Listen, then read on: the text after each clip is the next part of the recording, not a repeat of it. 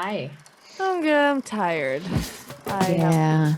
I haven't had a day off in ages. So. Oh my God, me motherfucking too. Why? Why does this happen? It feels I like don't also I hate it when we it doesn't feel like we're getting anywhere, but we're busy all the time. Like, why are we so exhausted not getting anywhere? Yeah. It's very frustrating for me. Anyway, personally, yeah. Yeah. So how come you're wearing all that makeup today? What have you been doing today?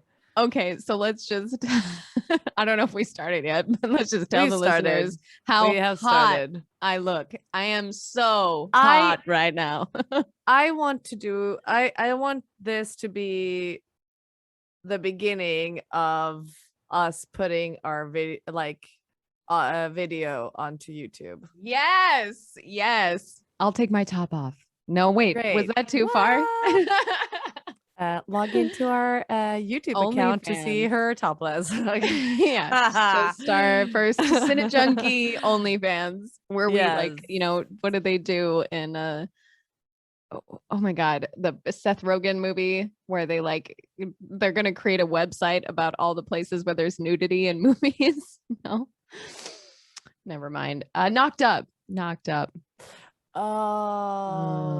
There's also there's another movie where there's a guy who know every movie where a celebrity has been topless. But I don't remember where. I think it's Entourage, but no, I don't think it's that would make sense. But I don't think it is Entourage. It is everybody out there. If you know what I'm talking about, let me know. There's a guy who's basically like a walking encyclopedia of people are like Ashley Judd, and then he just like rambles off like I don't know how many movies, like knows exactly, and basically like, oh yeah, she's topless like after the scene in the boop da boop da boop, and I'm like, what the fuck? Can I just tell you, like, I really would appreciate it though if someone put together like every topless nudity scene with Henry. What's his face from Superman? Henry Cavill? Yes. Make that for me. Internet. Put together every hot guy. Have you watched Witcher yet? Yeah, of course. I don't think he's gonna be more undressed than that, honestly. I love that show, just not just because of that, but liar. No, that's the only reason. Liar. You're such a liar. I don't even know what's going on. I just remember this humpback girl, and she was like, I'm willing to do anything to be pretty. And I was like, yeah, that's Yennefer. I think she's miscast. I don't think there's nothing wrong with the actress. I think the actress is amazing. I just did not envision Yennefer like that at all, and it kind of annoys me. So every time it's Yennefer, and I'm just like, that's not Yennefer though. Yeah. Oh yeah, you would have a lot of insight into that. I'm also not really, because I haven't read the books. I've only played the video games. So but that counts. I feel like going from video games to movies is also very essential, very important. Yes. So anyway, okay, so we digress. So why y'all dolled up? Well, I have myself a show tonight. I'm gonna go out. I'm gonna go out and I'm gonna do some stand-up. Nice. Yeah, I'm really excited. I've been really proud of myself. I have been working really hard on my comedy and doing jokes that are important to me. That's awesome. About the environment and how we're all gonna die, or Afghanistan, or Britney. There you go. These are great comedy topics. I don't know. I don't really have, just so everyone knows, I don't have any Afghanistan jokes. I just repeat things that people say from Fox News that I think are amazing. that can definitely be comical in a sense. I just want to remind people what's important. Anyway, but it's been weird to go back into comedy shows because it's still bad out there. Like, we shouldn't. There's the Delta variant and I don't know. It feels like every show, everybody's like, oh, I don't know if we should be doing this. And so it's a little But weird. then I they mean, we're keep all on double doing it. vaccinated, So there we but go. yeah. I mean, the But double anyway. vaccination only means that you're not going to have a severe symptom. It doesn't mean that you can't catch it or can't carry it and can't distribute it. I thought it was pretty rare that you would catch it and distribute it if you were vaccinated. I thought that was slimmer chances than it would be if you weren't, for example. Probably, yeah. But it doesn't mean that you can't get it or can't. Oh man, I hate this shit. I fucking hate it so much. It's gonna be here forever. Like I keep thinking next year when we get back to normal, it's like, bitch, it is all down the fuck hill from here straight into the pit of hell. Like no, this shit will just like keep on going. This shit will just keep on fucking going. It will. Oh my god. See, this is why you and I are starting our CineJunkie OnlyFans account where it's mostly just me. I do shit, bro. Maybe no, I think guys would find it hot also if you just played video games in your underwear. That'd be something we can edit this out. Yeah. No, I mean, how are you? Well, you also look hot. You look prepared for this podcast. You look fresh. I look like a demon monster and you look like a fresh angel. Like you're like about to do a fucking Maybelline commercial. That is not true. And get onto our YouTube and you'll see for yourself. And no, I did shower today. So I did do that. Yeah. Thank you. Shower. It felt amazing. No. I'm working at this steakhouse. A nameless oh my god. Yes, a nameless steakhouse. Yeah. And basically the thing that we do at this restaurant is like people are it's almost like they're basically like cooking it at the table themselves on these like hot plates, like not from scratch, but still like, so basically every day when I leave work, I smell of meat, fat, and smoke. And it's absolutely delicious. Disgusting. Delicious. And at the in the beginning, I didn't really have a huge problem with it. I had a little problem with it. I mean, I obviously never wear the same outfit twice. I can't because they fucking stink. But now I came to the point where I'm like, I was doing laundry the other day and I got a whiff of it and I just like, and I'm like, god, that's awful. Yeah, I was like, I can't be here anymore. Oh my god, yeah, so gnarly. I know. I've done it though. I've done the steakhouse thing as well. And like, I remember coming home and my husband would just be like, damn, like I smelt that you were home. Like, yeah. I mean, it's on my horrible. Fucking headphones. Absolutely horrible. It's like at first I was hungry and then I knew that it wasn't food. Yeah.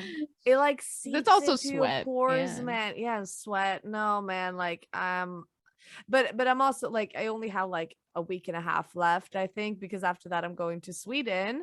I'm going to Stockholm to work on Lasse Hallström's new film. And for people who doesn't know who Lasse Hallström is, he did What's Eating Gilbert Grape, Chocolat, Casanova.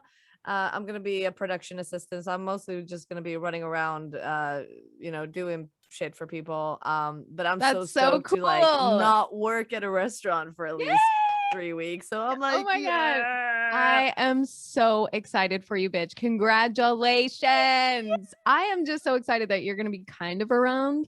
And I'm like totally gonna get you to sneak me on set one day and I'll like take a bunch of sneaky pictures. No, wait, no, I won't. I'll just be cool. I'll hide. I'll get people coffee while I'm there. But you're like, hey, I work for craft services. Everybody's like, okay. Sure.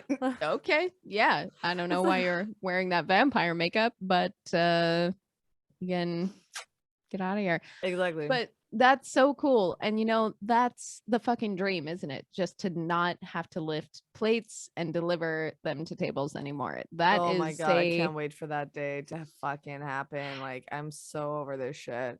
I am so over working in restaurant. I really, really am. And like, I keep on trying to find other jobs that's not in the restaurant industry. Honestly, I don't know what I'm looking for. You know what I mean? I'm like, what am I Yeah. like? What can I do? What can I possibly do? You know what I mean? Yeah. No, but it is And then I it just is kind of like that. Yeah. yeah, and then I'm just like stuck there, uh, doing this waiting shit, and yeah, I so mean, that's fun. in my trying to get out of it without any extra education other than going to an acting conservatory, I didn't have any. I knew a lot of people who had full-time jobs or that they could like work from home or do like I mean, some people are so lucky to have that, but I feel like that's one of the worst, hardest parts about the entertainment industry is yeah, like we also need to be so flexible with our jobs that, you know, if this job, for example, you mentioned even to me that it was difficult, like, because, you know, shit, what do I do? Do I take this one job that's going to last 3 weeks and like lose my other job? Yeah, Or do I stay at this job just because I need the money? Or like, you know, there's just yeah, so much sacrificing going on. yeah. I've done all of it. I've done hotels, baristing, bartending, Baristing, barista. baristing. There's none of that. Holy, Ecoli. baristing. Is that actually a word? Baristing. No, it's Italian. Baristing. Oh my god. But Me, yeah, me, I me, don't me. know. I think this is a really great opportunity for you, and it's just going to lead to more stuff. And I'm excited for you. I think it's great. Thank you. So Thank yeah, just enjoy you. it. Enjoy the hell out of it. Did you say you're going to be here for 3 weeks? Yeah, like 2.5-ish. Yeah. Oh my god. Oh my god. Wait, when you Hopefully I'll have time, off so that I can meet you guys. well, yeah, you should come do a set at my new comedy club. That's I mean, I'm not for gonna have 10 time to people. freaking write jokes until then. Yes, you are jokes. Yes, you are jokes.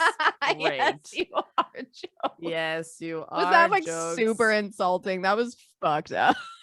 You I don't know about are insulting. jokes. I was And just also the like grammar was the terrible. grammar was the grammar was what caught me. I was like, wow, that grammar Right. though. Yeah. Grammar though.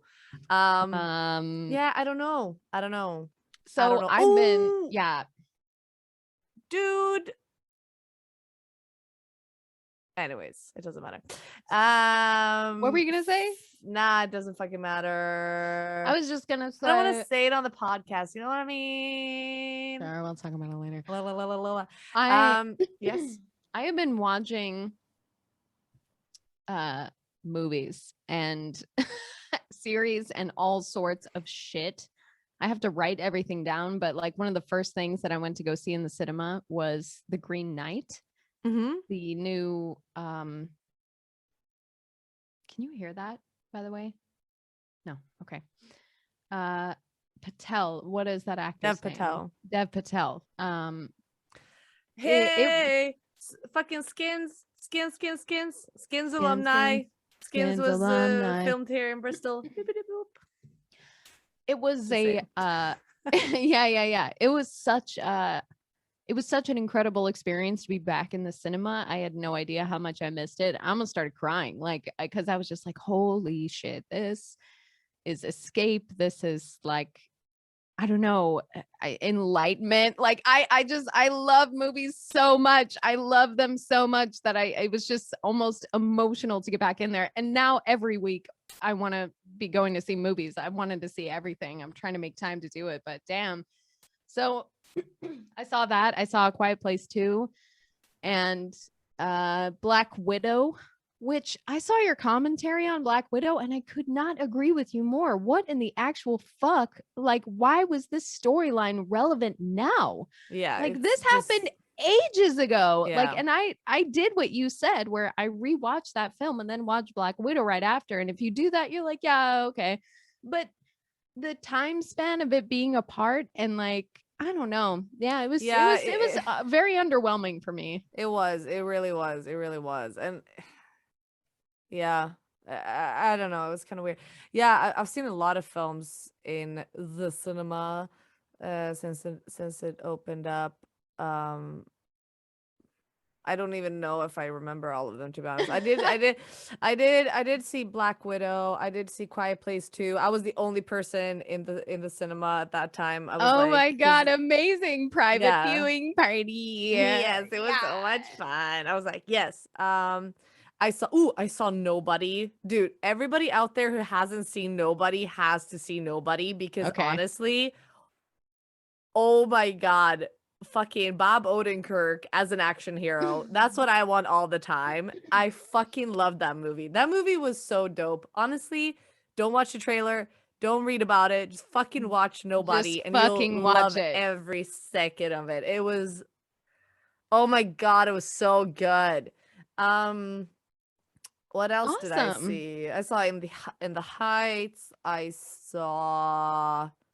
Did I say Suicide Squad? I said Suicide Squad. Oh shit, I still have not seen Suicide Squad. Fucking I have been waiting. hilarious. I What have been in the waiting. actual fuck was that movie? Genius, pure genius. I don't fucking know what it was. I honestly, I was sitting there going like, what am I watching? But I love this. What am I watching? What the fuck? And I was just sitting there laughing my ass off the whole time.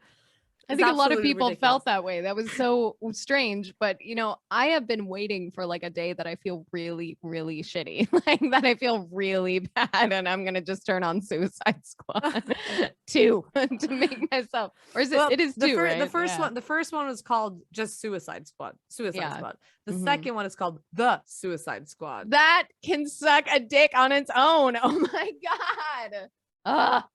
Because somehow like they basically did The Suicide Squad as like a separate thing. It's nothing like, they don't really harken back a lot. Like they don't really like talk about the other movie more than Harley Quinn and the fucking boomerang guy, whatever the fuck his name is. They basically go like, oh, you're still here. And he's like, yeah, I'm still here. Like that's like the only throwback to the other movie. No, it was fucking dope. Like John Cena in that film is comedy gold. He plays comedy gold. Comedy fucking gold. Yeah, I've seen a lot of movies. Yeah, and then yes. And I'm gonna go see Shang-Chi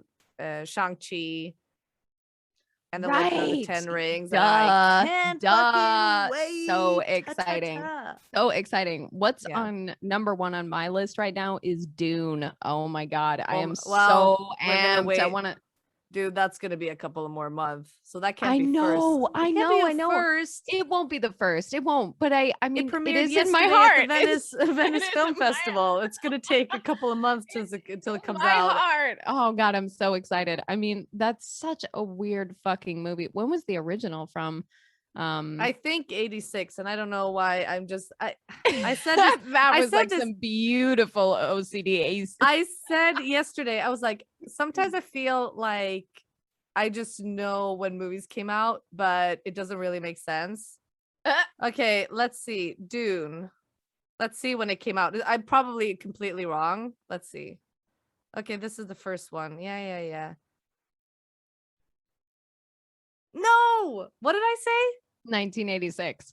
Fuck, it's 1984. Fuck. Oh my God, you were so close, but no, you shall never forget. Because yesterday I was talking to a coworker of mine. She's like, "Oh, what are you gonna do tomorrow on your day off?" I'm like, "Well, I'm gonna do my podcast again, and we're gonna review Matrix, but I haven't seen it in fucking ages, so I have to rewatch it first." And then we were like talking about it. She's like, "When did it come out again?" I'm like, 99. And then I was like, "Wait a minute, I have no idea. I just said 99. No, it feels right?" And then I was like, "Wait, I have to look it up." I'm like, 99. Boo boo boo boo. Yeah. Oh my God. Sometimes I hit the. That's it. That's a good segue. Welcome and welcome back to CineJunkie podcast, everybody. My name is Kathryn Leroux. And I'm Noemi Fabian.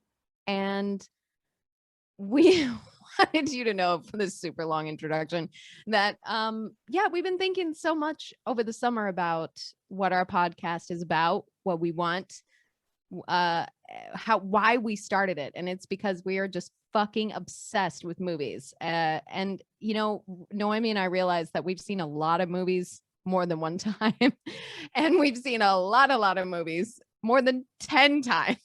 Like, it is insane how much time we put into movies. So we're gonna share with each other our favorite movies. We're gonna go opposite weeks, blah blah blah. Oh, we should just cut this out. Fuck it, I don't care. Anyway. Okay. Like, was that a dumb introduction? Can I add to it? So this season we're gonna start to go through the movies that when we saw it for the first time we just couldn't fucking get enough of, and see if it still holds up. Does it still hold up? Is it still fucking amazing? Yes. I from seeing Kathryn's little list of the ones that she has chosen pretty, and this is no, maybe sound negative, but what I really don't in mean the it. Wait, basic you're gonna say I'm No. basic, aren't you? No, I'm not gonna say basic at all. Because those movies that you've picked, I've also been like completely like enamored with and obsessed with. I think your movies that you've chosen are like broader. It's like a lot of like bigger audiences have seen it. While I've chosen fucking weirdo ones. Maybe not everybody has seen, and which I know for a fact some of them definitely does not hold up today. Like you're gonna watch my first movie that I picked, and you're gonna, if you've never seen it before, you're probably gonna hate it. It's not a good movie. And for those people who fucking loved it when it came out, maybe you've been like, I don't know if I want to rewatch it. I don't want to like destroy my memories of it. They will be destroyed.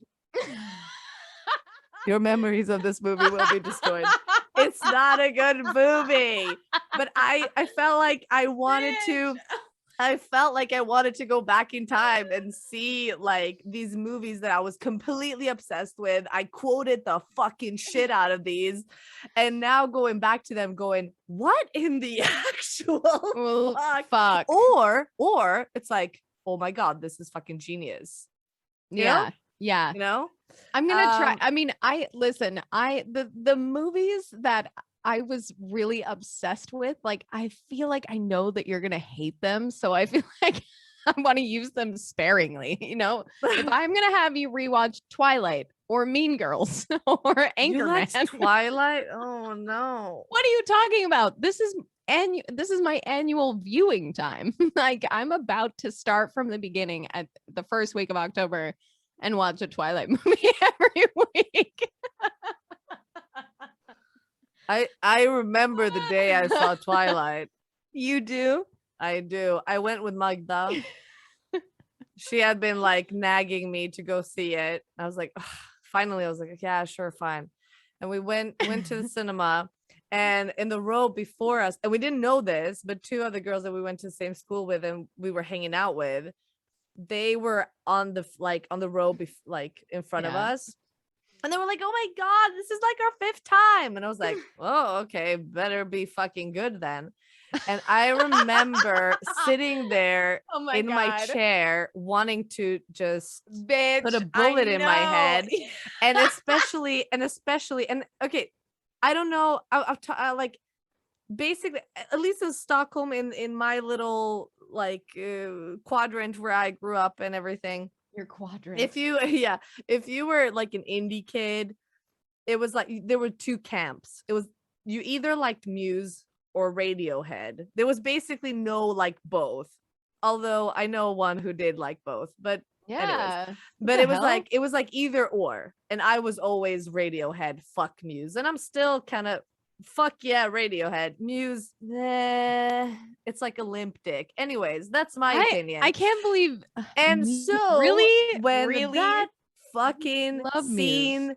When that fucking scene came, like dun, dun, dun, dun, and they were playing like baseball while it was like, I hated myself. Vampires I only play baseball when there's thunder. I actually wanted to leave the cinema, but I was there because I didn't want to disappoint my best friend who was sitting next to me, loving what the fuck she was seeing, and I hated every second of it. I remember going to see it and leaving the theater and thinking, That was one of the best experiences of my life. Oh.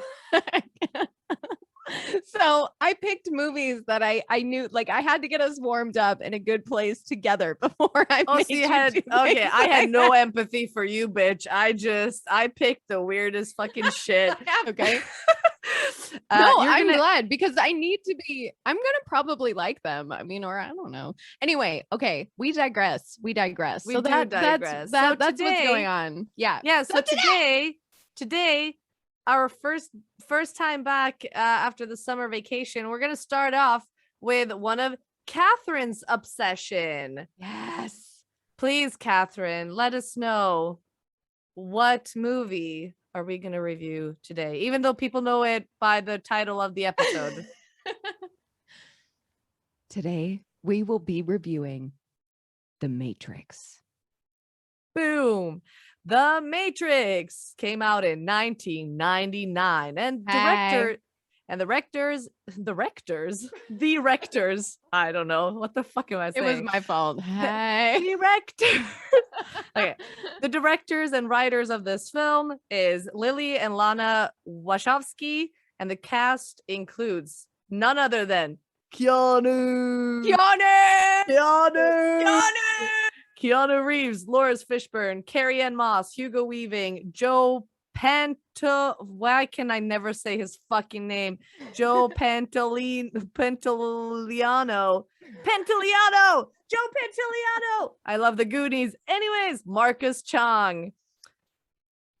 That took a really long time, but we made it. We made it through the thing. Okay, over to you, Kathryn. No, not over to you. What are we doing now? Listen. We have to pitch this sucker. Okay. It's like 1998 and we need to get this made. Cool. What's happening? Cool. I am very nervous. I just remembered that we do this on our podcast. In my mind, like I was like, fuck. Like, are we still gonna time ourselves? We should time ourselves, right? We should time ourselves. Otherwise, we're gonna be sitting here for fucking hours. For hours and hours and hours. Okay, I'm really nervous, but I'll go. Okay, wait. 1, 2, hey. What is real? Just think about it. If there was a war against the machines, that maybe they would develop this program to really get you into a psychedelic space so that they could use you as a battery. I'm thinking Keanu Reeves, Lawrence Fishburne.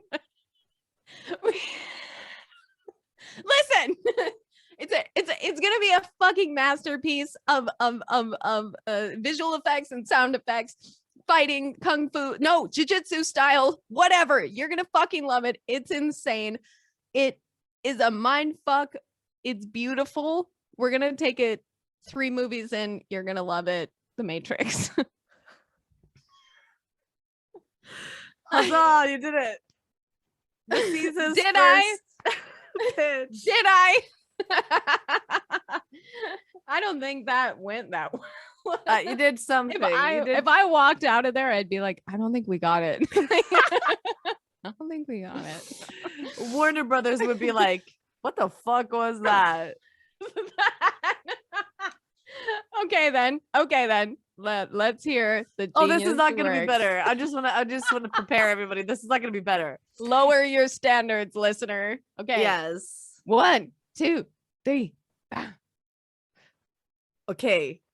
The Matrix. We are following the little computer hacker guy called Thomas Anderson, whose alias is Neo, and he's sitting there hacking away, and he's like, oh, I've heard about this thing, the Matrix, but what is the Matrix? And now people are after him, and he's like, what the fuck? And then his computer starts talking to him, and then like fucking people come to him and be like, yo, you want to fucking find out what the Matrix is? He's like, fuck yeah, Keanu, and he takes the fucking red pill and he finds out that the Matrix, in the world where we as people are living our day-to-day life, is actually fake. It's fake. and the real world is the grim reality that we're gonna explore. Oh. Well, that was something. What it was that I believed your passion. I believed it was very real for me. In fact, it was almost too real, your passion. And I heard the story from beginning to end, and like it was fantastic. Oh my God. Okay. It's very difficult to pitch. I seriously, I thought about that when I was watching the movie today. I thought about the Wachowskis. Is that how you say their last name? The Wachowskis sisters? What did I say? I have no idea. Wachowski, yeah, Wachowski, yeah. I thought about their Wachowski, pitch and yeah. how they got this made, them writing it and getting. It's just, to me, this is one of my. I'm gonna say this every episode, so everybody get used to it. This is in my top 5. This is in my top 5. All of them are in my top 5. Yes. I just was fucking obsessed with it. I still am. Before we get into all the emotional stuff, I guess I could tell you the nitty gritty dollar money making budgety stuff. Yes, please do. Because this was I think that The Matrix won 4 Academy Awards for this film. They won best visual effects, best visual effects. I'm sorry, did I say that twice? Yeah, you said it twice. So they won 4 best visual effects, best visual effects, best visual effects, and best visual effects. Digital effects, best sound, and best sound editing. So one visual, one digital, sound, and sound editing. Sound editing. And to me, that is well deserved. With the other movies that were up in the categories that year, it's just, I thought it was just such an incredibly impressive the other movies. Ones? Don't hold that information back. Well, oh, you haven't looked it up? I'll look it up later. Anyway, but so but you were like you were referring to them, and then I'm just practicing phrases that I'm going to use in the podcast in the future. I have no idea what I was thinking. I was just going to move on. Anyway, I just made a completely false statement. I should run for president. What the fuck? Yeah, okay. I'm really sorry. I'm off my game. I'm out of it. I'm off it. This is the podcast of truth. Can't be bullshitting us like that. I'm gonna call you out, bitch. Okay, well, the next information I have is mostly true. It is true. You can check it. You can check it out. So, The Matrix, the first one, 1999, was just gonna comment on the digital and visual effects that I do think that maybe they fit in this budget, but it was still amazing for all the Academy Awards and stuff they won. So the budget for The Matrix was $63 million, which seems small compared to the other film that came out that year that was one of the number 1 best-selling box office, which was Star Wars Episode 1 Phantom Menace. They had a budget of $115 million. So and it still sucked ass and looked like crap. So that's what I was just thinking. Like, I was like, I can't believe that movie cost that much and looked that much like shit. I believe it. George Lucas cost more money. Yeah, but George Lucas is a name of itself. He just walks in there and go like, "Hi, can I have all this money because I'm gonna do this other film that's gonna make us a bunch of money." And then I don't know. Did he pitch it to his own company, Lucasfilm? I don't know. Like he guess. I don't. Yeah. And he basically like, okay, give me all the money, and they were like, here's all the money, and he's like, thank you. Now I'm gonna just splurge it on shit that I don't even know what we're gonna do. I kind of remember seeing that as well, not as vividly, but just that I remember thinking that I'd seen all of the original Star Wars films, and I was expecting to see a lot of makeup and stuff. Like I like, you know, the scene when they go into the bar in one of the first films, and like there's a ton of people in makeup and you see all these crazy aliens and stuff. And then when you see it done in CGI in the Phantom Menace, it just, to me, it feels cheap, but I'm sure that was more expensive Yeah. to do visual effects instead of just putting people in costume and makeup. Yeah. Which I think is such a terrible decision. I hate that when that happens. Anyway, The Matrix, I digress. $63 million for that budget, which I think is super, super impressive. I just love the jiu-jitsu and the fighting scenes. They are just masterfully done. They are so, so beautifully done. This is a modest budget for how fucking well they did all of this, in my opinion. So they box officed at $465.3 million worldwide. So they made an astounding $400 million profit worldwide. It was the best-selling rated R movie that year. But of course, yeah, The Phantom Menace made an insane box office of over $1 billion. So it was $1.027 billion worldwide. How much was the Matrix? How much did it was the box office? $465 million.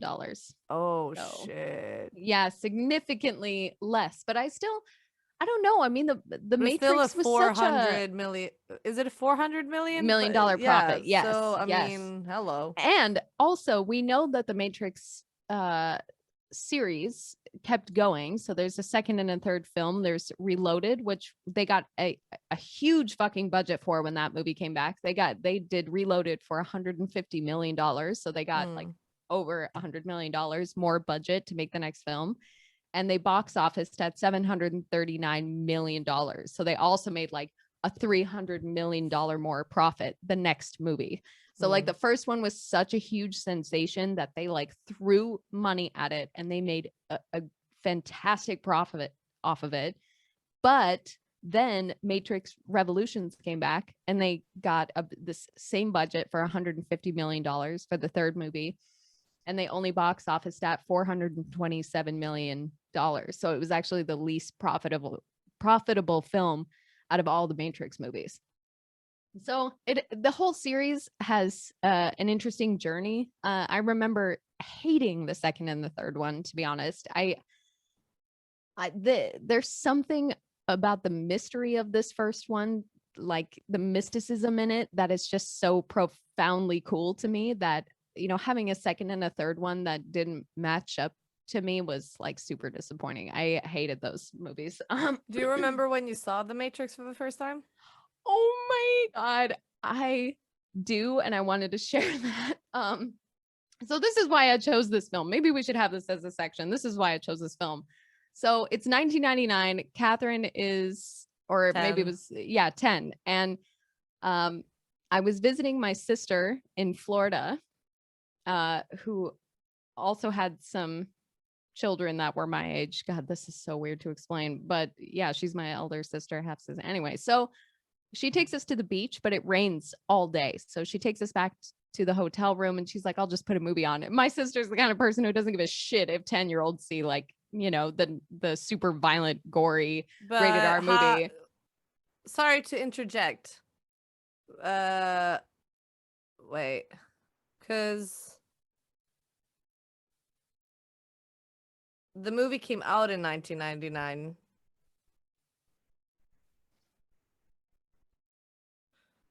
But you didn't see it in the cinema. No, maybe I saw it in 2000 when it came out on DVD, the year after that. So maybe I was 11 when I saw it, but I remember that I did not see it. Sorry, that was just my ADHD brain. No, it's okay. Sorry, that doesn't make sense. No, I think but it's good to point that out. No, I did not see it in theaters. Yes, I saw it on DVD probably at that time. Woohoo! Yeah. God, missed that. Give me the binder full of those. No, I'll use them forever. So my sister like goes back, it's raining, and she just decides that she's gonna put this on and just let the kids zone out. We're all hanging out watching it, and it was like a prolific experience for me. I finished the film. I walked out of the like hotel and I like looked around and I was like, is this real? Like I remember as like a 10-year-old kid or 11-year-old kid just being like, what the fuck? Are you serious? Like this? And yeah, because it made sense, like thinking for the first time as a kid, like about all of these electric signals sent to your brain and like, yeah, what is real and like what is perception of life and all of that shit. Wow, And I didn't catch any of that when I saw it the first time. really? No. I was having like a prolific fucking experience as a child, just going, what the fuck is this concept? This is nuts. And it wasn't. And so recently, I was rewatching Superman for some fucking reason. Oh God, that's not a good film. The most recent one with Henry Cavill. Yeah. And why would you watch it? I think because I wanted to see Henry Cavill. Watch Mission Impossible Fallout. That is such a better thing. You're so right. Anyway, so I think it was because I was like on an airplane or something. And the action sequences in that are just I hate them. They're so dumb. Like there's no intention, there's no like vision behind the fighting. That drives me crazy going to see action movies because I love action. I think it's like a fascinating art form. I just think it's so amazing that we can do storytelling like that. So I'm watching this like super shitty Superman movie and I'm just thinking to myself, what is the best action movie that I can think of that's going to re-satisfy me? Like that's going to put me in a better place that's not angry. And I thought I'm going to watch The Matrix. And so it was actually a couple of weeks ago that I rewatched it again. And I was like, holy shit. This movie holds up for me at least so incredibly well. I think the whole story is fascinating. I love the fighting sequences. I love how they filmed it. I just everything about it. I love complete obsession. I've seen it at least 15 times probably in my lifespan. I definitely have it memorized. And just also want to segue to say, I love Keanu Reeves so much. Like, I love him so much. Do you realize, though, like, that The Matrix was his little breakout into the action world? Because I always forget that Keanu was, like, doing that. He was being, like, party beach boy, like, you know, hot stud, whatever. And he also did these classic films where he was in, like, the 18th century or something like that and doing romance and love stuff. So he was, like, a completely different Well, he did Speed guy. in 94. Wait. Oh yeah. No, sorry. Then yes, sorry. Count again. Sorry, I just said a year again, and I have no idea if it's right. I bet it's fucking right. Speed 94. Oh my god. She did it. Sometimes, sometimes, man. Wow. Yeah, Speed with Sandra Bullock. He's just I love Keanu Reeves' performance in this movie. I think it's my favorite way to watch Keanu. Like I love Keanu. You have to say it like that. Keanu. You have to. Keanu. But I want to say it sweet, like Keanu. Keanu. Hi, Keanu. I love watching him in those other films. Like, I think he's a marvelous actor, but I do have to admit that this is just my favorite way to watch him because he has like smoldering intensity that feels authentic to me. It doesn't feel like he's like some brooding, like jerky asshole. Like he just somehow like has this stillness and this seriousness, but it's very like relatable and real somehow, how he like struggles through the film. And we see that in a lot of other action movies that he's in. His characters often experience some point of vulnerability, which I think is kind of cool because that sometimes doesn't happen in action films like Superman. Superman. So yeah, that's my long ass fucking rant about why I chose it, why I love it so much, and just that I love Keanu Reeves so much. It like breaks my heart. And I love the chick who plays Trinity. What is her name? Carrie-Anne Moss. Oh my god. She was pregnant during one of the filmings. What a badass bitch. Yeah, Badass. she also hurt her leg during the filming of this Yes, first one, yeah. but she didn't tell anyone because she didn't want to be What? recast. They wouldn't do that. No, but I guess like Maybe. because it was her, I think it's like her first film or something. Oh, you mean that? I thought that she got hurt in one of the later filmings. Maybe it was the first one. And she was like, "Oh shit, maybe they'll." But Yeah, so do you? she hurt her leg in the first one. No way, Carrie Ann Moss is from Vancouver, Ah, Canada. Canada. So do you remember the first time you saw The Matrix? Or do you remember like the I time? do. I do. I don't remember exactly which year it was, but at that point it had like they were showing it on TV. So it must have been like at least a year and a half after its initial release. So I think I might have been like 12 or 13 when I saw it for the first time. And I mean, at that point, that I don't really remember. 12. No, I definitely spoke English. I spoke English pretty well at that point. Never mind.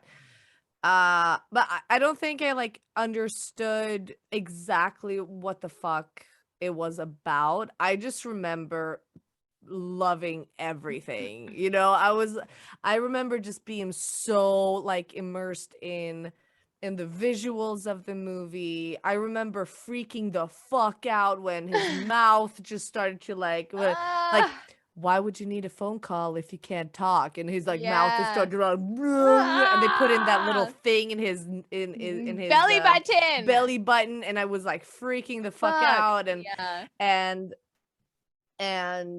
just everything. I just remember being just so like I was like, wow, this is amazing. And all the, you know, I think one of the first visuals we see that they also like they do it again later on in the film when Carrie Ann Moss jumps up, and then there's this like pan of the camera, or I guess it's actually stills that they took. And then her kicking him. I would like at that, like from that second on, I was like, Oh my hooked. god. I was like, are Iconic. you Iconic. fucking kidding me? Like I was yeah. When And I then was after that, I just like watched it anytime I could watch it. I'll watch it. Like I would just I know, right? Damn, there was so many instances where I was like, it's raining today. I guess I should watch The Matrix again. yeah. Like, Yeah. I mean, and honestly, when I was writing notes today on the film, I wrote the word iconic like 15 times. Like anytime someone like jumped in the air, like the bullets flying, like Yeah. the back bend, I was like iconic. Like, Yeah.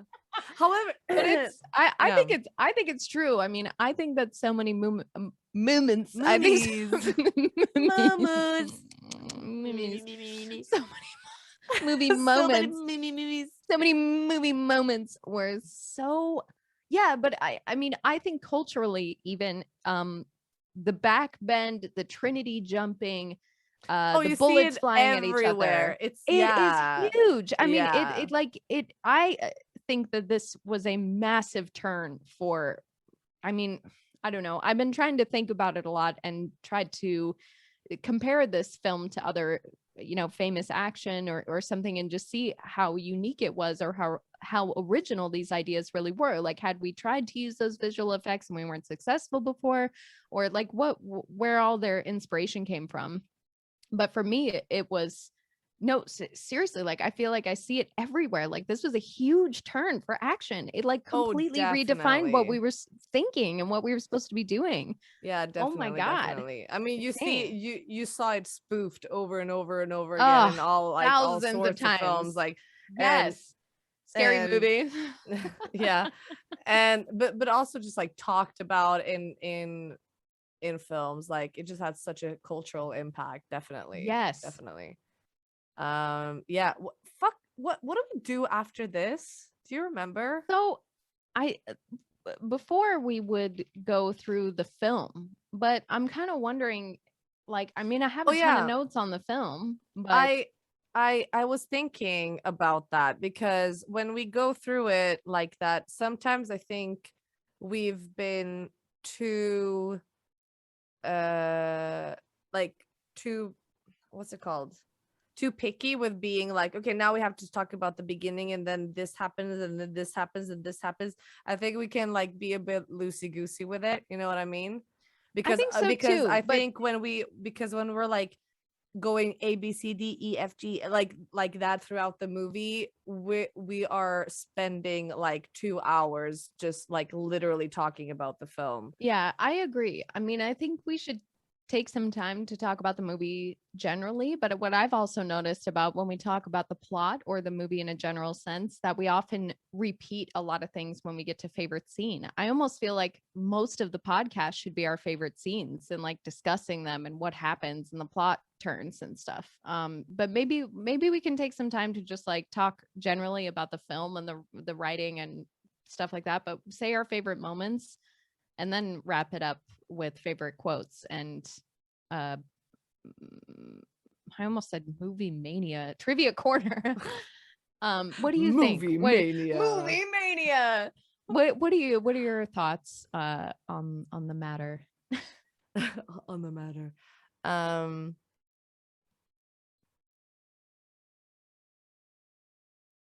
mean, I definitely think that we should talk about the film somehow in a chronological sense, but not feel like we have to hit all the beats of the film. Does that make sense? Yes, but because sometimes I think with Pirates of the Caribbean, we literally went like, and then they were on the ship, and then they went off the ship, and then this happened, and then she fell in there, and then she stood up, and then you know what I mean? And then it became like a 500-hour thing. But I still think that it's fun to go through some of the beats of the film, like okay. the open, you know what I mean? Yeah. Okay. All right. Let's try it out and see what happens. I mean, maybe we can, I think in the future we could consider making this about like, you know, how we felt about the plot in general and just discuss it and not go through the movie, because this is a film that's so old that I feel like so many people have seen it more than once that maybe we don't even need to, like, maybe we can just be like, you know, this is, because then in favorite, like if we do favorite scene after that, then we kind of might do chronological breakdown there if you want to be like, because I have favorite scenes and then I have favorite fight scenes as well. I broke them into categories. But yeah, so I don't know, but let's try it. Let's just start talking about it, see what happens. And eventually we'll cut ourselves off in 20 minutes and move on to favorite scenes or something. Yeah. I just feel like we need to kind of give us a timer at this point or something, just so that we don't have like a 3-hour episode to edit again. Totally. I've got 52 minutes on the clock. I'd say like give us 20 minutes to do, just because maybe we'll even edit this down a lot, but let's just give ourselves like, you know, 10 minutes over the, wait, what time is it? Yeah. Okay. Whatever. I'm going to stop us at 1 hour and 10 minutes to move on to something else. Cool. Let's try it. Cool. Ah. So, okay. What I hate about action movies is scripts a lot of the time. I feel like, especially in the past decade, so many of them just don't make any fucking sense. I have no idea what anybody's doing in half the movies. They're like, how we need dare to run you over. talk about Fast and the Furious in that manner? We need to get over here, and this guy, and they're gonna take this, and blah blah blah blah. Totally. I completely agree. What That's why I fall asleep. Like I take naps in the middle of action movies. Sorry, what were you gonna say? Sorry. No, I was just gonna say, like, that's why I love John Wick and like Nobody. I mean, okay, you have to watch Nobody with Bob Odenkirk. God damn it. Such an amazing film. Everybody who hasn't seen it, this podcast is gonna go over to be the Nobody podcast, and like the Nobody podcast. Nobody's listening. Oh, that's not true. Thanks for coming, Coley. I mean, okay. What I love. Okay, let's just talk about it nonsensically. Okay, absolutely. I'm gonna put out a thing that I fucking loved about this movie, that I really like, how how they differentiate between the worlds in such a simple matter as tint. As tint. Like when you are in the Matrix, aka the world that we perceive to be real, it's green. Everything has a green tint. When they are in the real world, like the actual real world in the future with the AI bots and shit, it has a blue tint. And then when they're not really in any of those worlds, like when they're in the fighting simulation, it has like a yellow tint. Yeah. So simple storytelling. And they just like, hey, this is how we differentiate between the worlds. Absolutely. And I feel like the costuming was really well done as well. I felt like there was very clear, you know, dictation on this is this world, this is that world. Yes. And so just to finish that statement though, that I hate nonsensical writing in action movies. That drives me nuts. Like, because I love action when it's intentional, because then fighting becomes so meaningful, and every strategy that someone has to take has to like be a life and death thing. Yeah. Which is so thrilling about action. It's awesome. But so the Matrix is a really complicated concept. And I was trying to think about it today as a 10-year-old kid watching this. And basically the movie starts out with a phone call with her and Cypher, Trinity and Cypher, and they're like talking about the one, and you're kind of seeing this coding, and then you get dropped into the real world and you talk to this guy, and it's like it has to build this whole world and this concept very quickly. But I think it was masterfully done. I feel like, through most of the film, you're Neo, like you're waking up with him, you're seeing these things happen, and you're learning about it as well. I mean, so I think the writing in this film is really good. I've gone back and like some things I don't know about. I'm like, the one concept. I don't know. And also, just the concept of love at the end. Neo gets shot and he gets awoken, and I don't know about this and like the whole context like of Sleeping Beauty thing. Yeah, like in that weird way where she's like, now get up. And like, I'm in love with you and I will kiss you now. And so you're basically not dead anymore. Okay. And he's like, what? And then he's like, what? Oh, I'm alive. I'm alive. And I'm going to jump inside a van. But I mean, it has some cheesy moments for sure. It has some cheesy moments, but to like going back to the beginning, I thought it was very ballsy how we start off following Trinity and her basically, yes, of course, and the fact that when she sees the big truck just like steers his wheels towards the phone booth, and she looks at the phone booth, and at that point we have no fucking idea why a phone booth is of any importance at all, or importance, right? And to start off the movie that way is, I don't know, I think it was kind of ballsy, of like very ballsy, where it's like, why should we give a shit about this phone booth? Why does she have to get on the phone? Like, how fucking important can it be? And then she just disappears, and we're like, what the fuck just happened? And then we just like, boop, oh, you're Neo now. And we're like, what? And so it kind of hangs there, which is kind of nice, because then they get to it pretty quickly. Like, it's not very lingering. I find it like they got into, they were really good with like giving us the world, the concept of the world so quickly. Yeah. And it's hard to find films actually, like especially sci-fi films, that do it that well. Mm-hmm. Yeah, no, I totally agree. That Trinity scene, iconic. It's iconic. It's iconic. Yeah. I remember also being floored by that as a kid, just going, oh, wow, like this person can do this, like this person killed all these guys, or like it was so thrilling, like as a child, like as a female, just going like, oh my god, this bitch kicks so much ass.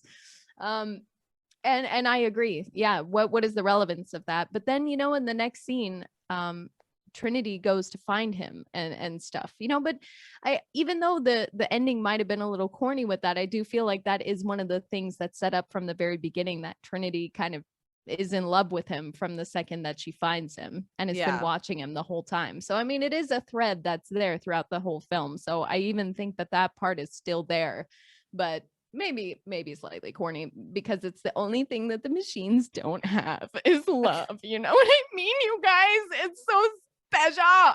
The machines don't have a soul. One of my also commenting a little bit visually, like how you were talking about the different grading that they were using. I really loved the perception of all of the machines, the agents. I felt like it was very subtle but very effective body language. It was very like, I mean, visually you could tell that something wasn't right, but you just weren't sure what it was. And I love the trust that the directors would have with the audience at that point. Like, yeah, something's fishy here. We're following these characters who are trying to take each other out. We're not sure why yet, but we're gonna let you find out. And then oh my God, the fucking scene where Neo wakes up in the real world. Gross. I remember having nightmares. I remember having nightmares. It's scary. And it was violent and gross. And like, I mean, that's perfect sci-fi. That it kind of makes me like think of like, gives me Alien vibes a little bit when it's all like gross. Yeah, or like they also kind of have that in Minority Report, but that was later. With the whole a lot of whole gooey, gross. I don't even know. Were they called oracles? That's something. The oracles. They were called something else. Anybody who's screaming the answer to me, I can't hear you, but whatever. I don't give a shit. And I love Hugo Weaving and his like opening monologue, or his monologue later on in the film when he says that like humans are insects and stuff like that. I found that part of the story also so incredibly cool, because you see it often in sci-fi, especially, and in action as well, but it definitely in sci-fi, where things are just evil because they're evil. Like things just attack and kill just because that's what they do and they're evil. But this thing, no, we need you to provide energy and we despise you for it. It's like this, all of this underlining stuff. And like, I just thought that Hugo Weaving just had a fucking brilliant performance as that character. It was like everything was very like balanced, but had some weird rage in it. Like, you know, where he was like in control, but rage, and it just rage. Rage. I'm holding it in my hand. It's rage. Yeah, so I mean, so many visual things in here, from acting to like costumes to body language. All of those things worked in tandem with each other to just build this really concrete world where I didn't feel for 1 second that I was out of it in the film. Just everything weaved together so beautifully like that. A thing that I'm thinking about now, and I'm not like, this is just, again, my recollection of the film, but I feel like before Neo finds out about the Matrix, like all the people who lives in the Matrix not knowing about the Matrix, they have a very naturalistic like definitely way of walking and talk, like their the way their body the way they hold up their body, the way they walk, the way they talk, like it's very natural somehow. But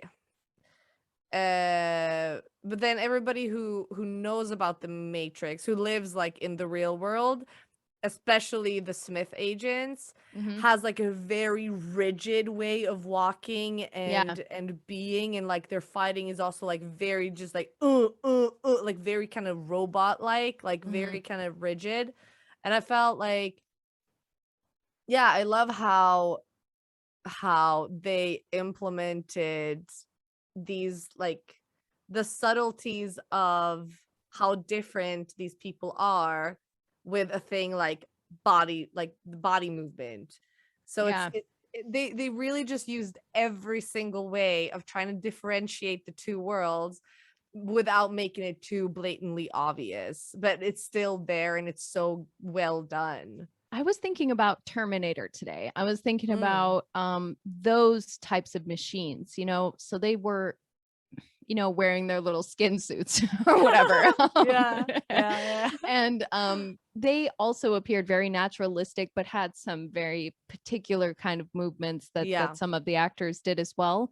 But yeah, I still think what's because in Terminator you do see some visual effects of seeing that they're machines. Like you at some point see one of them transform, you see under one of their little skin suits and you're like, oh my god, there's a robot under there.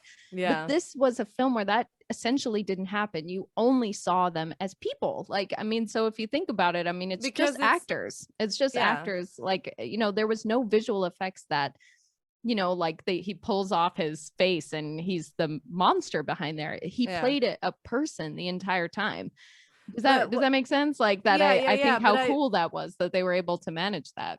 But I also meant like the switch that Neo does, because in the beginning of the movie, the way he moves is very kind of like loosey goosey, whatever, like kind of like naturalistic. But then when he finds out about the Matrix and done all the like training and everything and goes back into the Matrix, he's like kind of rigid again as well. Just like Trinity definitely. And everybody else. Like, yeah, because in the beginning when he's like he's like you know, the way he walks and everything kind of holds it, like his him posture in the and office everything. building. The office building is a really good example of that. Yeah, good call, Noemi, because he did such a lovely job as an actor doing that transformation. Because in that first, I was thinking about that opening scene when he's like, or one of the scenes where Neo is running away from the agents in the office, and he looks so like any of us would be, you know, scrambling, not like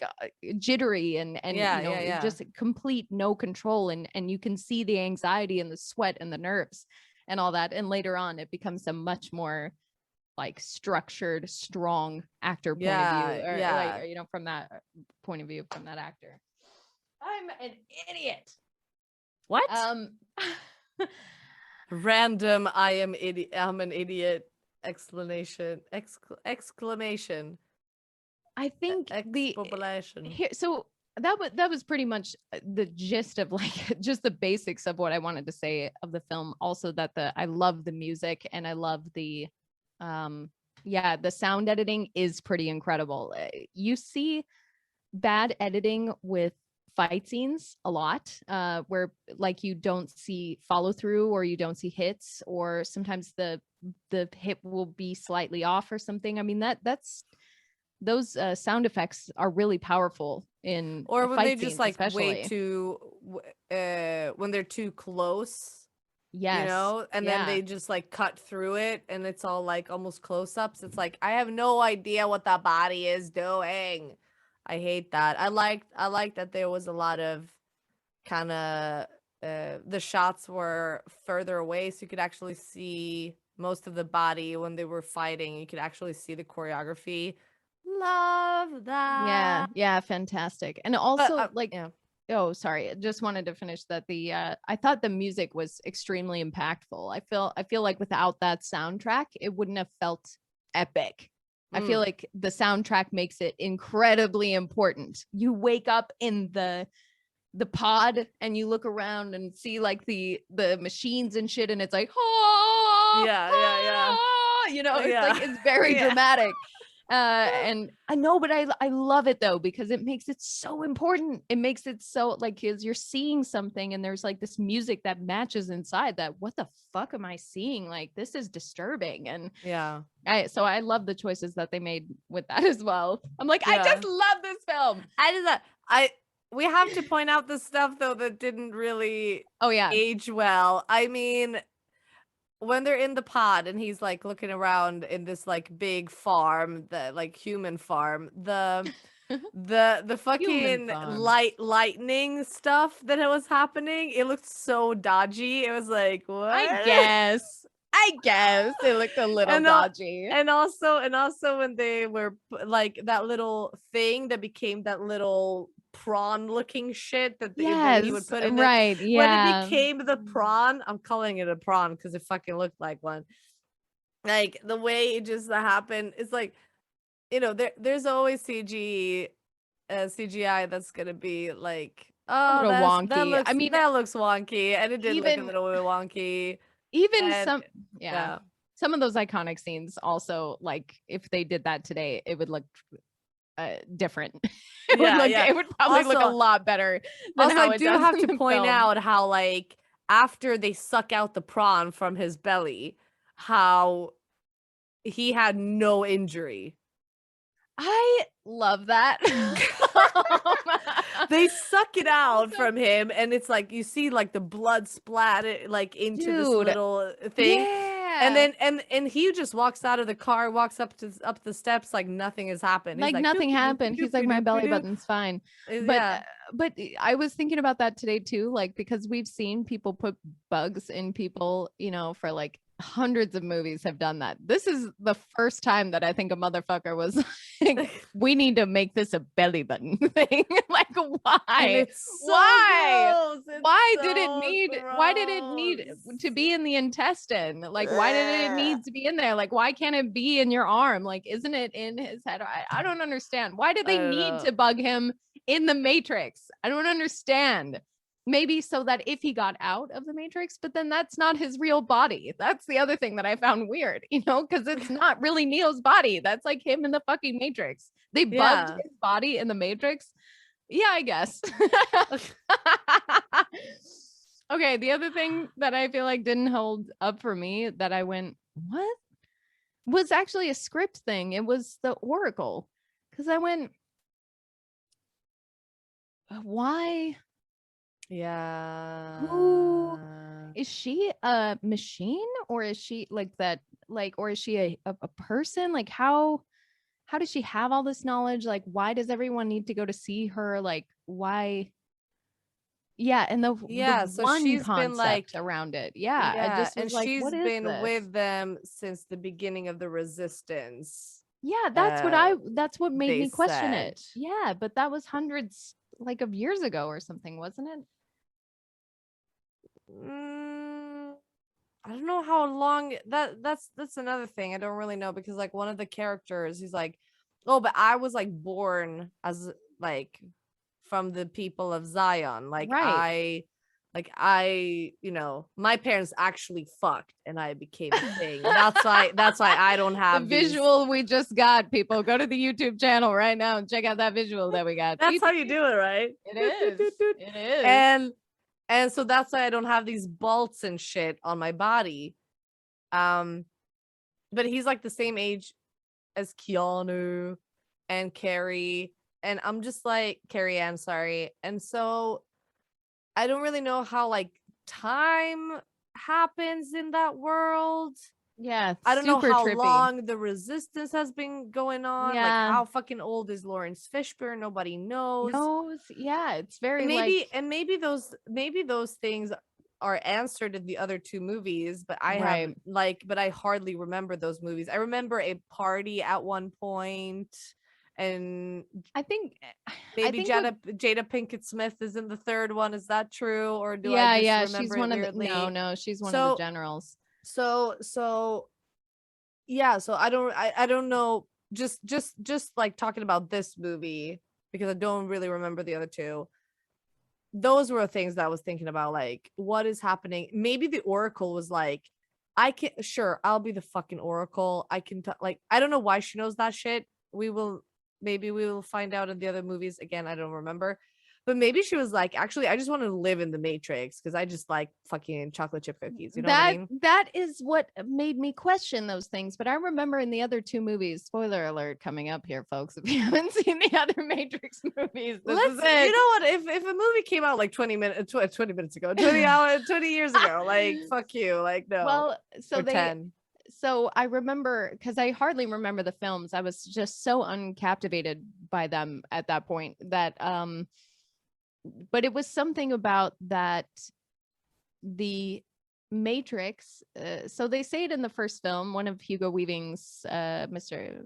Smith's monologues. He says that we actually tried to design a perfect world where everyone was happy, but but actually people couldn't handle that and died. We lost mass amounts of people because this visual world that we had, or like this version of the Matrix, didn't work. So we had to build a world with poverty and like misfortune and all this stuff, so that you, like the character says, because humans love to revel in misery. I don't know, that's the character's point of view. And then later on in the other movies, you find out that that's extended even more, that they don't just allow, this kind of world in the Matrix. Out in the real world, they allow rebellion as well. They allow it. They're supposed to be the one every 10 years or something like that. It's like a cycle that they let people go through so that you can maintain the rebellion. It's like so that no one will ever win. It's like a game that they basically play over and over again. That's what I remember from the other films.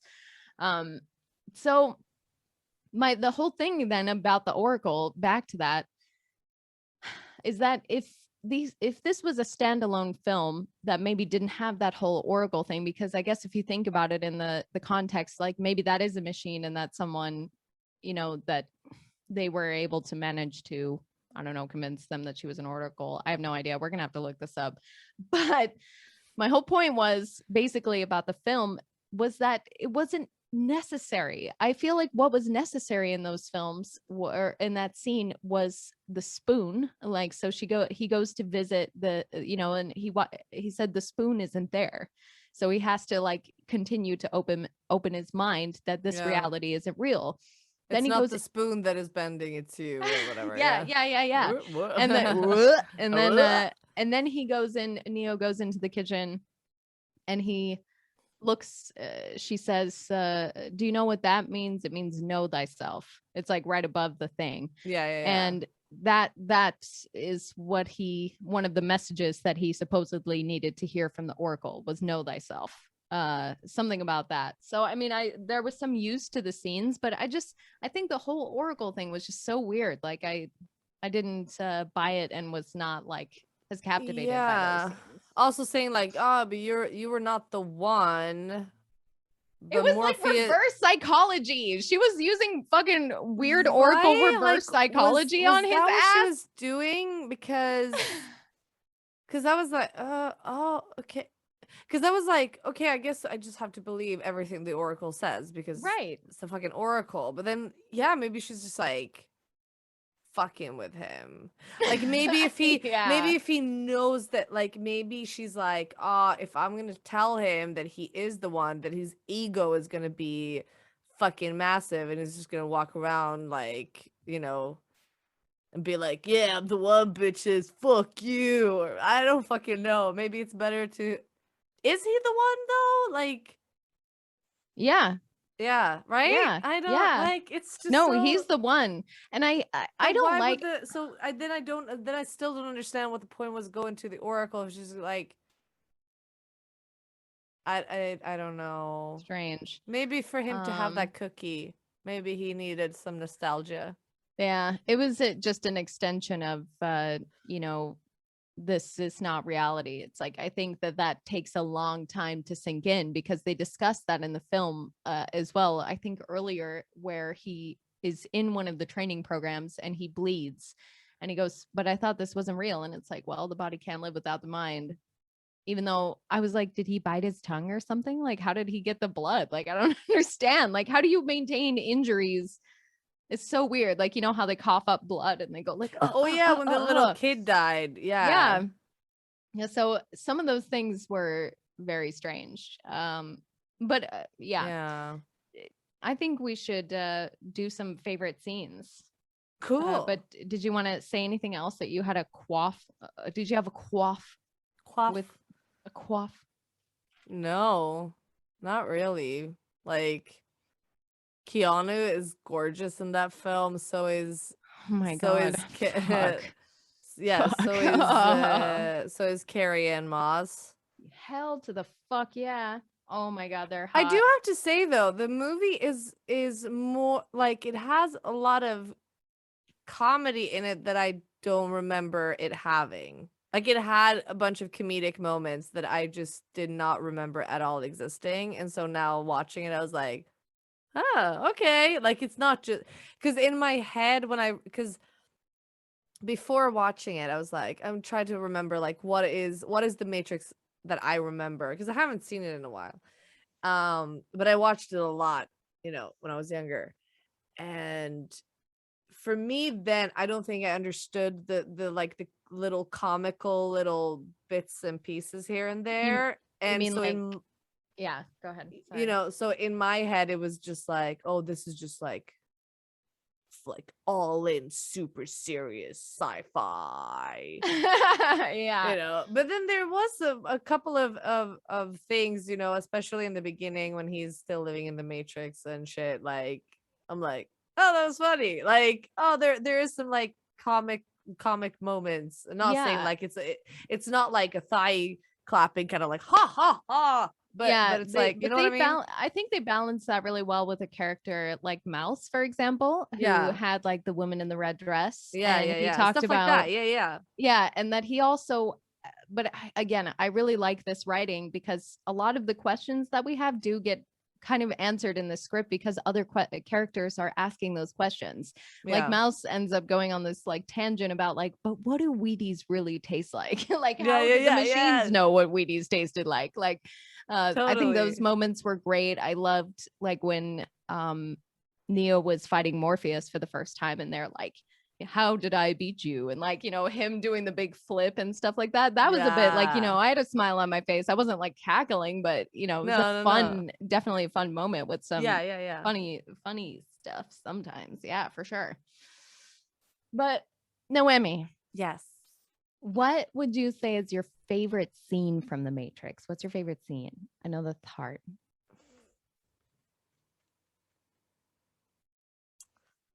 I don't I don't know what, I don't know if it's a favorite scene, but it was something that kind of like, when Neo goes to work, or like when no, actually when Thomas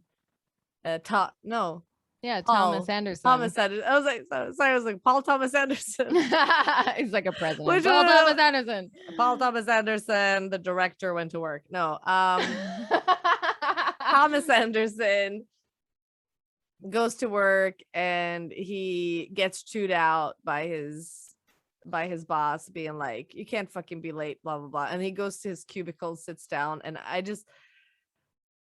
that's something that I would definitely not understood as a kid, like because I'm like, well, that's where work happens. That's what old people do. They go to work and that's what they said. For me, watching that now, like I was like, oh, you know what I mean? Like, going back to work. This is not what I want to do. You know what I mean? Like there was a bunch of little scenes like that from the beginning, in the beginning of the movie, that just kind of hit me completely different watching it now as a 31-year-old versus like a 10-year-old, 13-year-old. Like definitely.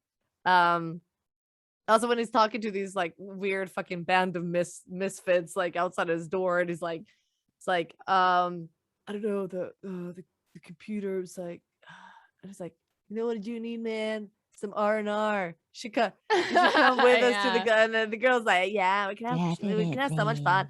And then they went to the club, and he's just standing there, like in the background, just standing there by himself with a beer, just looking really fucking waiting sad. for Trinity to show up. I know, but also I was like, but no, were you like, no, I relate. No, I mean, he didn't know that he was like the Trinity was going to show up. He just knew that he had to follow the white bunny, the white rabbit. I think he was waiting still. No, maybe not for Trinity. No, definitely waiting. But like, how does he know that he needs to be like? Because maybe he had to be with them. You know, that's true.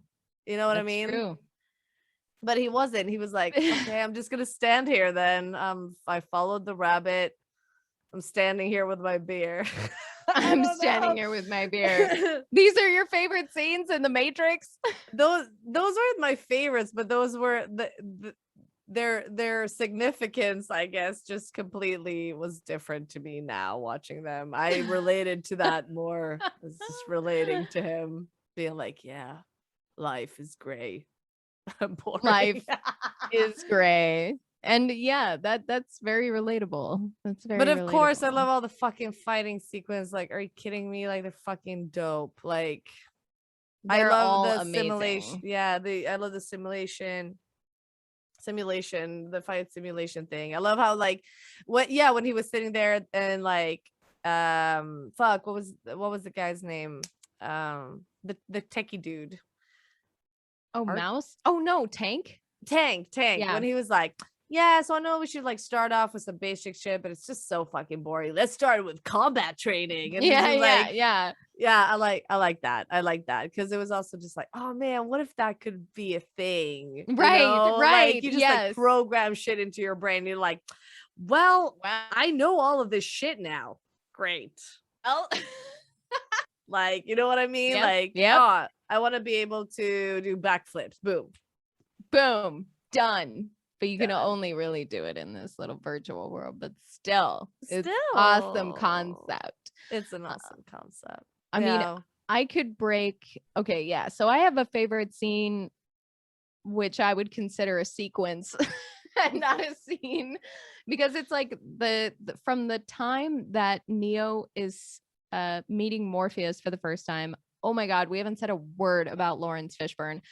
I fucking love Lawrence Fishburne in this movie. He He's is dope. so collected and epic and like concentrated and badass. I love watching everything Lawrence Fishburne ever does. He's does. fucking Oh my dope. God, He's he's dope. amazing. Yeah. And it like so satisfying to see that character like go through their little shit. Anyway, so the time that Neo meets Morpheus for the first time and they have the discussion about the red and the blue pill, also like something that I remember people joking about for years in high school about taking the blue pill, like, or like, so you're gonna come out this week and you're gonna take the red pill is stupid. It's stupid. But so from the time that happens all the way until the time that they get Neo into the Nebuchadnezzar, they get him into the spaceship and he says, "Welcome to the real world."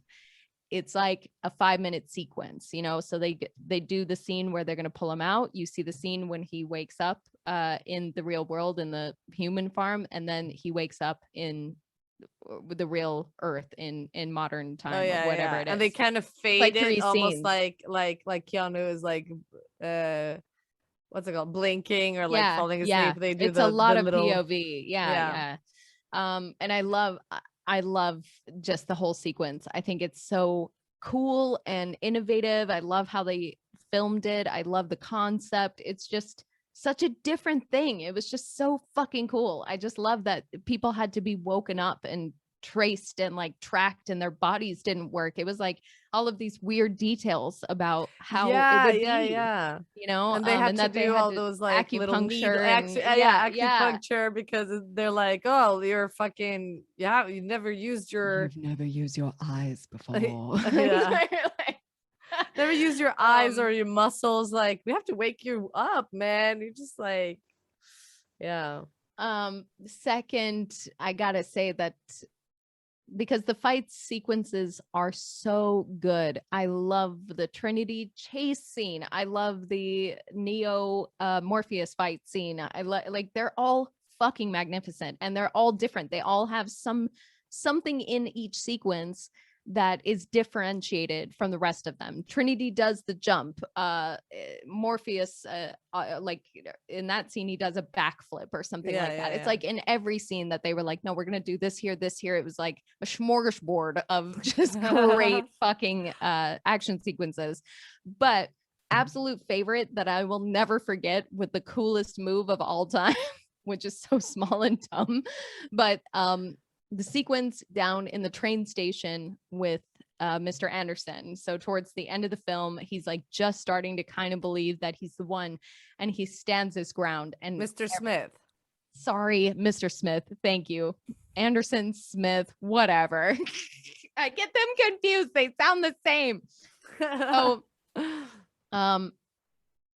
there's a couple of things that happen that are really subtle in that scene, but I just love watching the two characters go at it. So like Mr. Smith, Neo and Mr. Smith are gonna go into this fight for the first time, and everybody's like, holy shit, like you're supposed to run, you're not supposed to fight. They start going through the sequences, and I love watching the fighting. It was just so diligent, it was so meticulous, watching those scenes, and it was filmed so incredibly well. Like I just would have loved to have seen how they made all of that happen. It just must have taken so much. But so at one point, he knocks Neo down, and Neo gets up and gives the like he does like the thing, and like dust flies off of him. And I'm like, I started laughing so hard, but I was like, woo, yeah, get it. That happens in that scene. Yeah. And also the remarkable move of almost being able to punch him in the throat, but not quite making it. And then using your fingers to get his atoms up. Yeah. So good. It is my favorite thing in the sequence because it's so fucking random. And also like that Hugo Weaving goes like, yeah, you know, like, and I was like, this movie is bitchin'. This movie is fucking bitchin'. Oh my god, I just remembered. Sorry, but like there's that scene when they're shooting against it, like shooting toward Neo, and he stops the bullet. The sound that the bullets make when they fall down, it's almost like pebbles. Like it's not even, it's like I was like, what? Like was that the sound available? Like what happened there? It almost cost them the Academy Award. It almost cost them the Academy Award, that sound, but they made it. But see, I love I was reading a little bit about the style of fighting that they were using for the action sequences and how they were putting that together, and I just appreciate and love the meticulousness of it. I felt like every action sequence was its own story, like that it wasn't just mindless fighting, that you were intentionally, you know, you were really invested in, okay, this character's winning now this character's winning, like, oh shit, you know, it's like I felt like in every sequence I was just completely drawn in and fascinated by the meticulousness of it, because I feel like so much nowadays we don't see that kind of meticulousness, especially with like superhero movies in action terms. It's like people just get thrown around, and like sometimes, I mean, the Mission Impossible movies are quite good, I think, but they're quite good. They are the bee's knees. They are the bee's knees. They're the best movies ever. But I love the stylization, because the stylization was just far enough in the meticulous direction where you might think to yourself that it was a computer animated or like you know, a simulation or something like that you're watching the fighters do, because it's so meticulous and like carefully done. But they balance that with hits and characters falling or getting thrown into things or something. I feel like the style is so specific to this film that, again, it's like we can only know that these were these Matrix sequences that were just for this film. Like they couldn't be put anywhere else and make sense. Yeah. Does that make sense? Like that there was a very specific style of how they went about the fighting, that they were in the Matrix. Like that it, you know, I feel like that was so well done. Yeah, and also they get away with doing crazy ass shit because it's not a reality. It's not a real reality. Yeah. Like when Mr. Smith is just like punching at him, and Neo is just like boom, boom, like this almost so slow-mo, just like, and then they show it from a different angle where you can see his hands go like but like super quickly, actually. But what we can only like perceive with our naked eyes is just like him doing like very kind of monotonous, like very kind of slow shit. Like it's so well done, Fantastic. Fuck yeah, it felt so good to watch.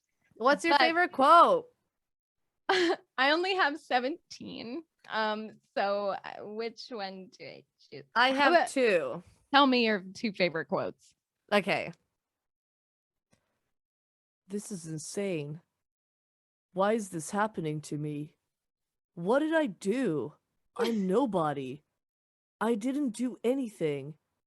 I'm gonna die. Shit.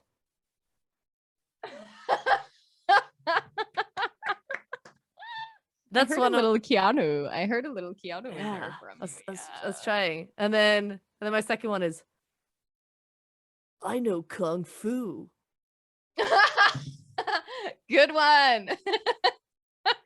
Those are my favorite ones. I love taking favorite quote time to talk dialogue a little bit because it's fun. That's why I always have a million quotes, because I feel like, you know, how good of a job did they do interpreting the characters, the reality, and the message. Like what was the message that they were trying to deliver? These are things that I look for in quotes all the time. That's why I write down so many, and I'm like obsessed with it. So I'm just gonna go through them all. It's like five, and then you can, okay. Mr. Anderson. Anyway, I love the dialogue in the beginning. I think we can handle one little girl. Oh yeah. No, Lieutenant, your men are already dead. Did you like my Hugo Weaving? Did you like that? I gave it as much flavor as I could. Yes. Welcome to the real world. Yes. Everybody falls the first time. Indeed. Oh, yeah. Indeed. Mouse said that. Yeah. The other character that we haven't really talked about, who I actually really, really also enjoyed, was a good part of the story, was Cypher.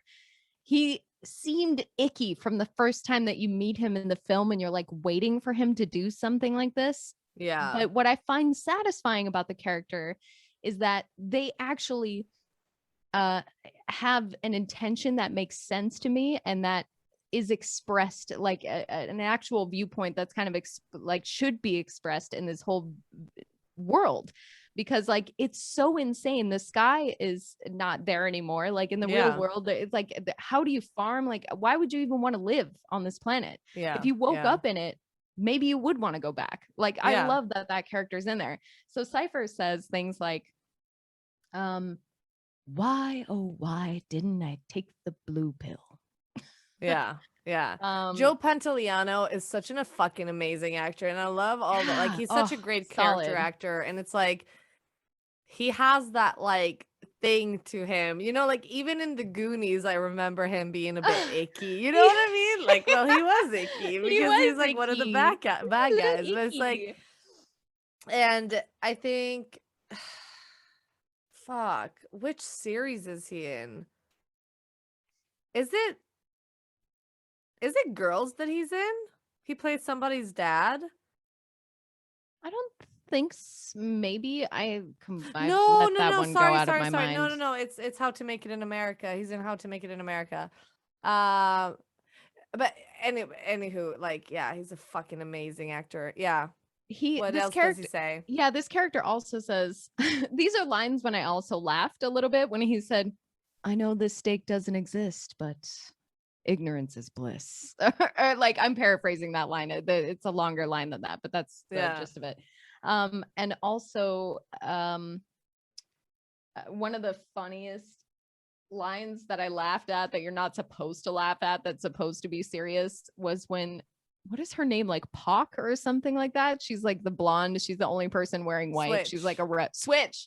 She's a rebel. She's like, no, I'm wearing white. And she goes, not like this.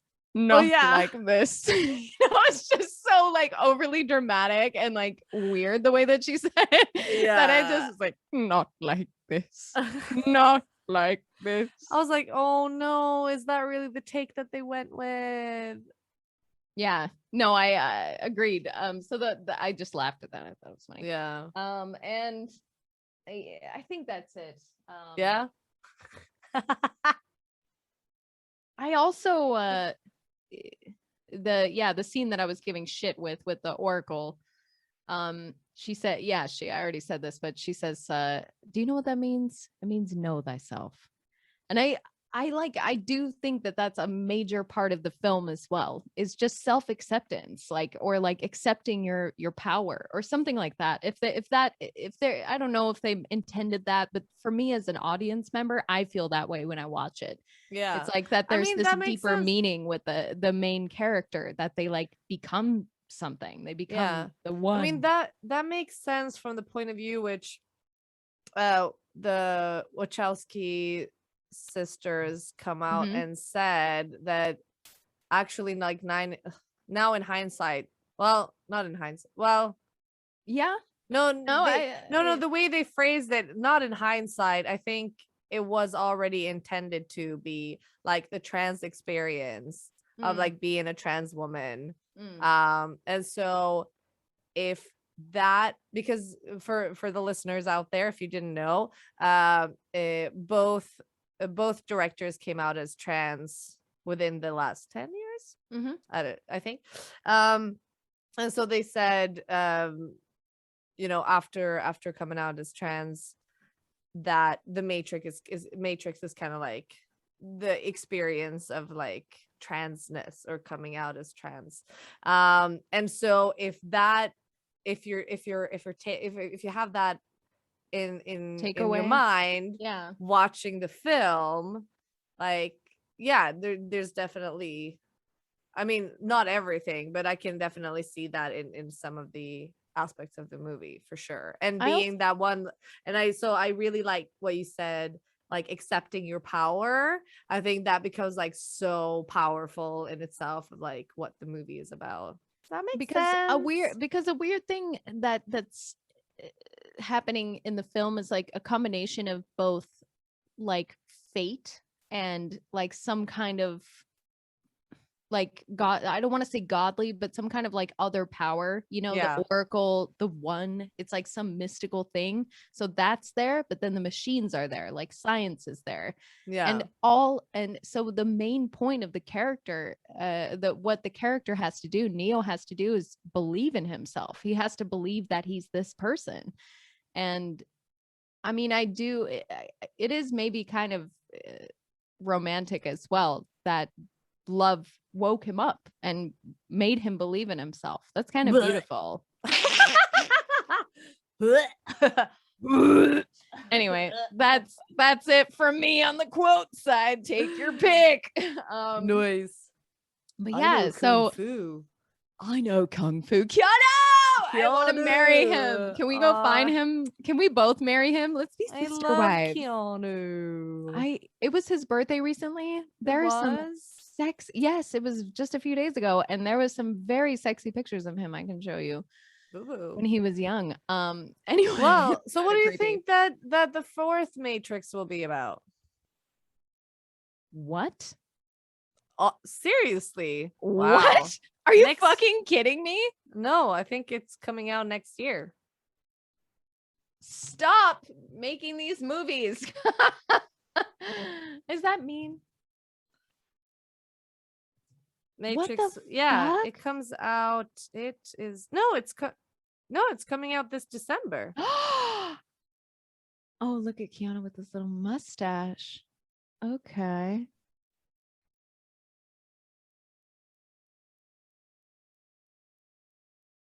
I think they're gonna do 5. They must do 5. You can't stop at 4, right?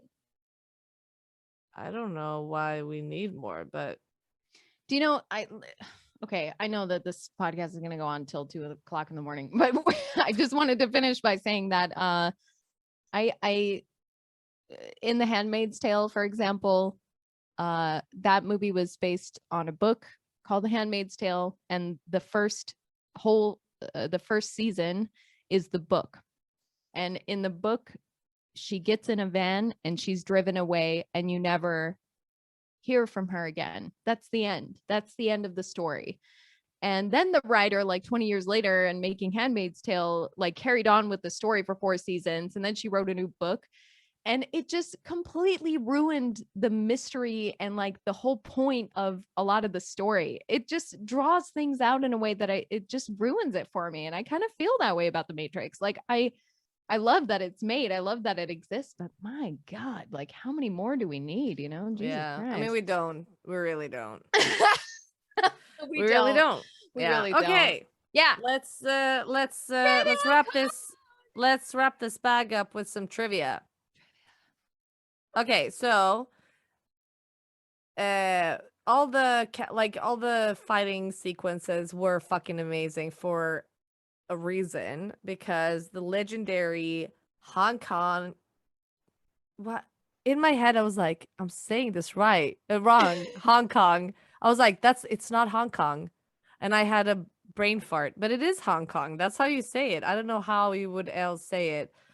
Okay, sorry, my brain again just did a little twitch. Beepity boop bop. Okay, so legendary Hong Kong stunt coordinator Yuen Wu Ping. I probably fucked that up, and I'm so sorry. He did also the stunt choreography, or worked on stunts. I don't know what that exactly entails, but Drunken Master, one of my I love Drunken Master, fucking Jackie Chan, Crunch the Tiger, Hidden Dragon, and Iron Monkey, fucking Donnie Yen. Okay, anyways, wow, yeah, I'm just indeed. gonna basically he's worked on fucking amazing fucking movies. So he initially refused to work on the film.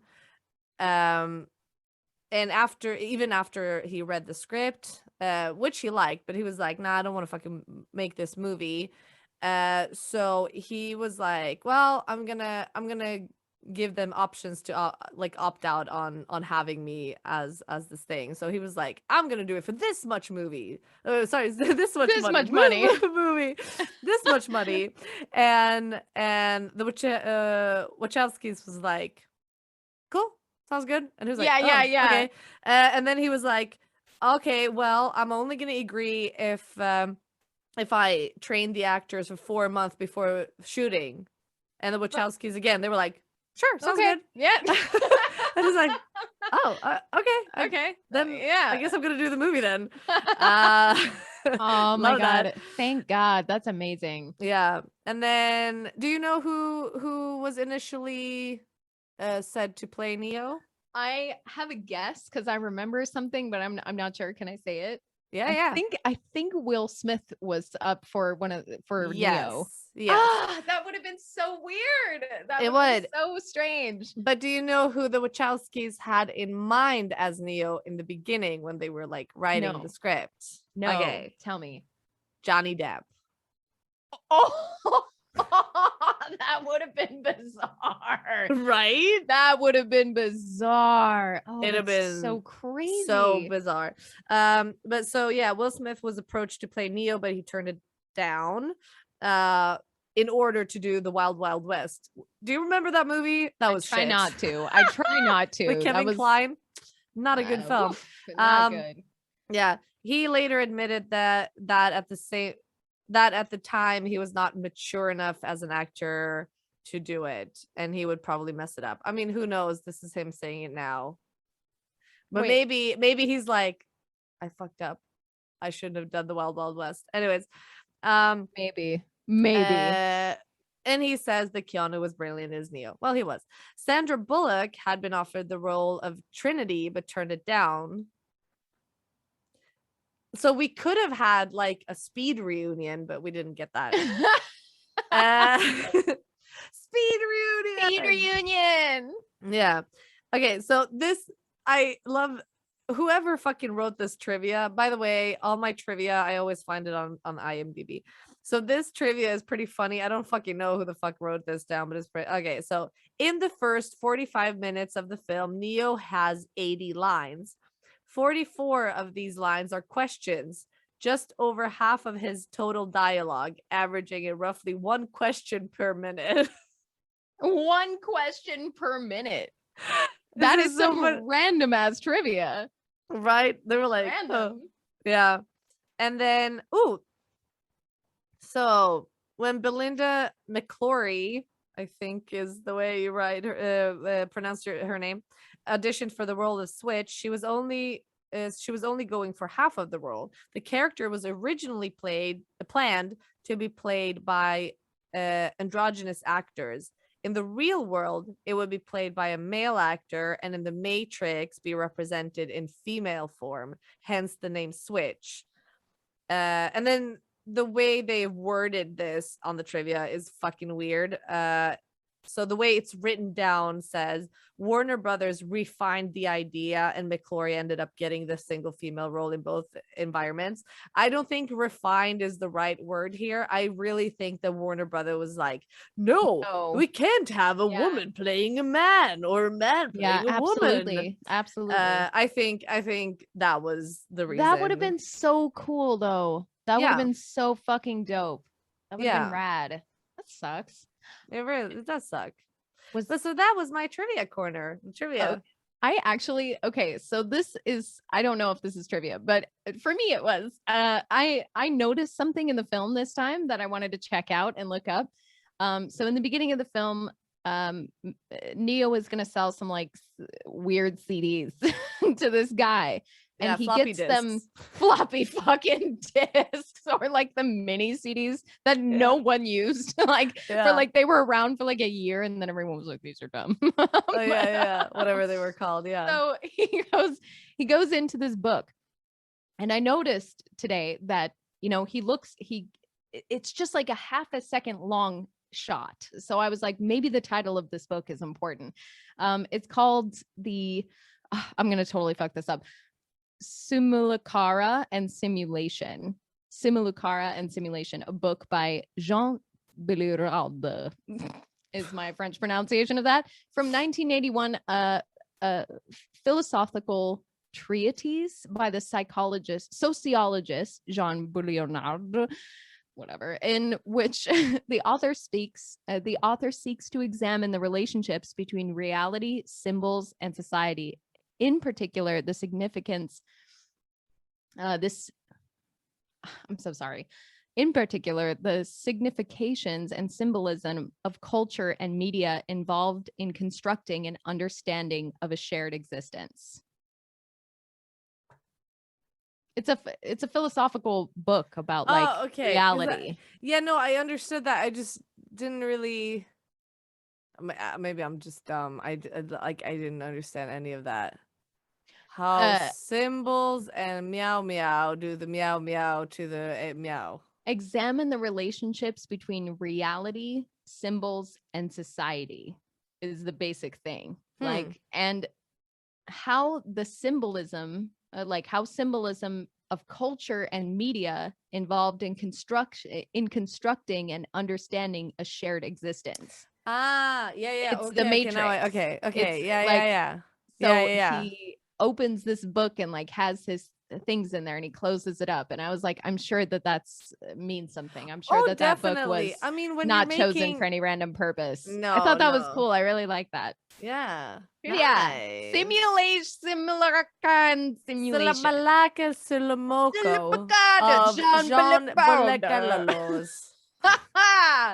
Welcome to CineJunkie, where we pronounce things right. Yes.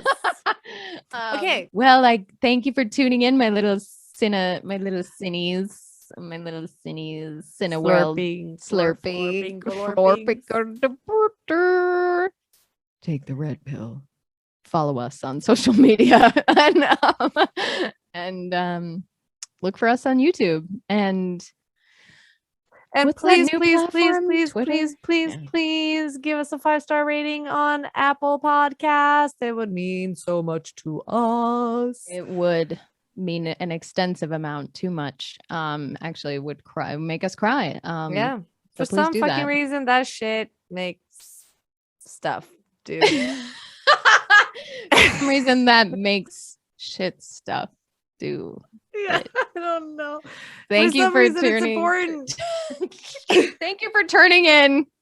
I know, tuning. Oh my God. Thank you for tuning in, Cinesluts. See you next time. Bye.